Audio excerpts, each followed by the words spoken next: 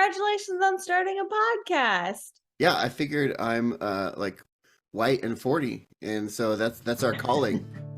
We have a warm-up game, but it's just called collective nouns. But you give a topic like plants, and then you go around the circle and everybody gives what the collective noun of plants could be. So like a fern of plants or like a seedling of plants. And I think the last one I heard that was so good was, what's a group of 40-year-old dudes? A podcast of dudes.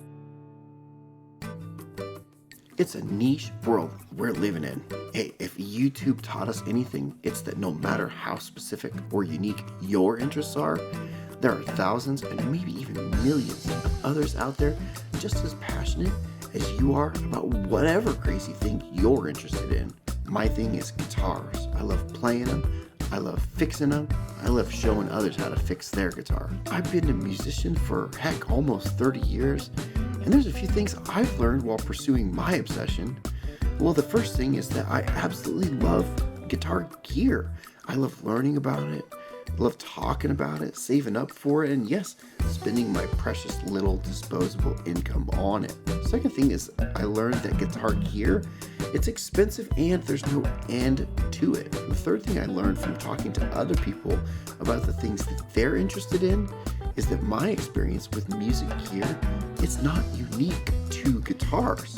Everybody's hobby is really interesting to them, and every hobby is really expensive. In this podcast, we are going to bring in guests from a bunch of different hobbies and interests, and we're going to go down the rabbit hole together with them.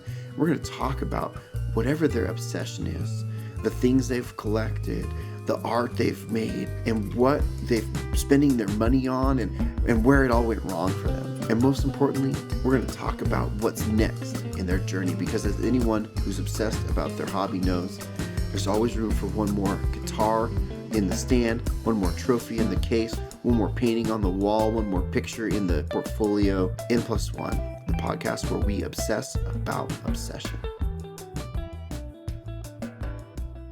When did you first start to get into movie quotes? I don't remember a time in my life where me and my older brother were not talking in movie quotes. Do you remember the movie The Pest? Of course, John Leguizamo. Can I set you up? For the quote? Because I know what the quote is. Oh, of course, I know what the quote is. And then he goes, "Normal area, your fat butt makes you move fat." Like that is a defining quote in my life. Here's one thing that has actually not just become for me, but has actually become part of my identity from Scrubs. I think he tells Dr. Cop, "I'm not what you call outdoorsy."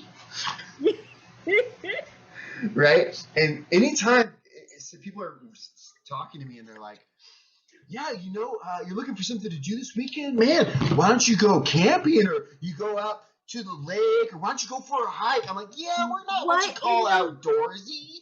Yeah, what in the white nonsense is that? No. Exactly. I burn like toast. I was built for surviving Russian winters, okay? Don't do outside. Yes, Don't do outside. That is us. That's our people. We were built for surviving Russian I'm winters. built like a peasant. I mean, okay.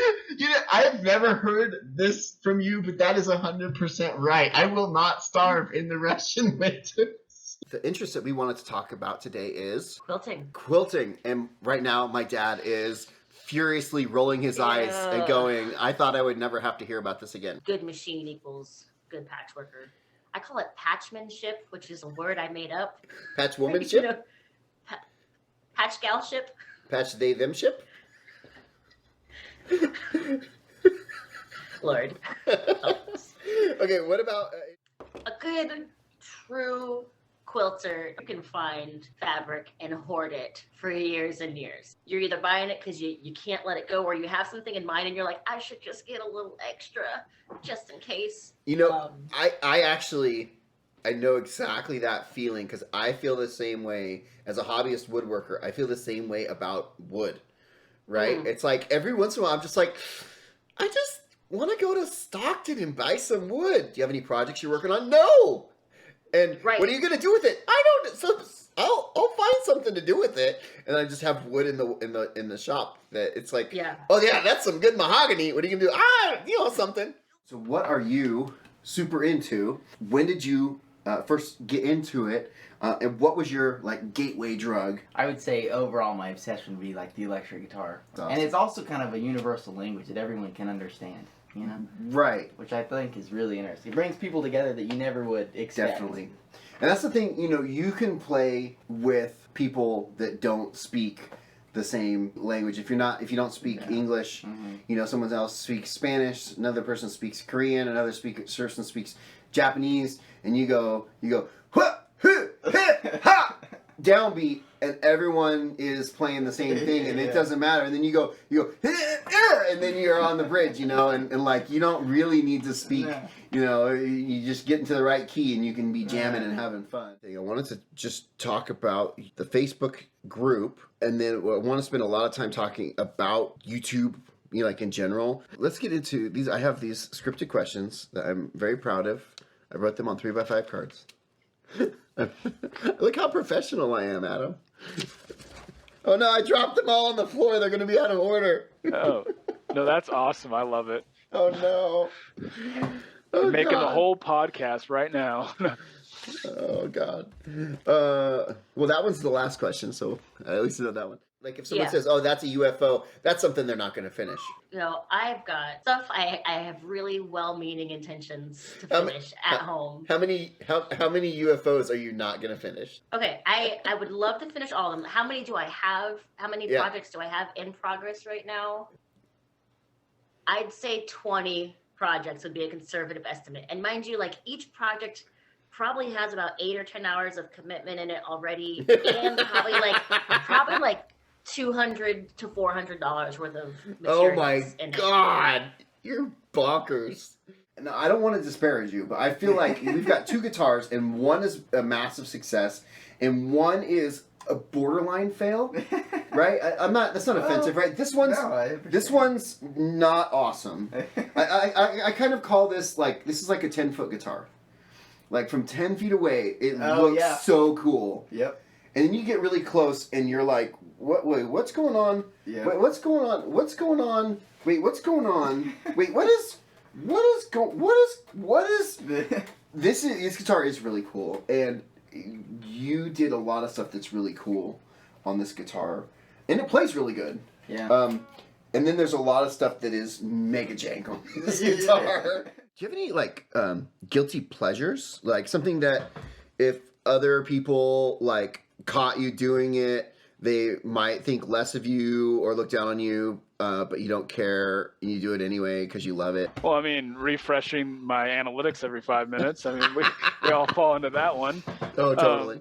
Totally underrated tool. Starch, spray starch, or I don't know if that's a regional thing. Where I'm at here in Spokane, we call it sizing spray. It's a little bit less heavy than starch. For how much I sew at at my company, I go through about 2 cans a day. 2 cans a day? Maybe. It depends. It's your fault. There's a hole in the ozone layer. It could be. Shush. I didn't need that. But this just kind of... This thing, something about it. It's got cheap pickups in it, but that bridge pickup, it's really bright and trebly. Also a Telecaster shape, or yeah, it's a Telecaster. What kind of pickups on it? That's what I don't even. There's a Squire something. But are they Telecaster pickups or Tele pickup in the pickups, bridge? or? And it's got it looks like a Filtertron in the neck. Oh yeah, okay.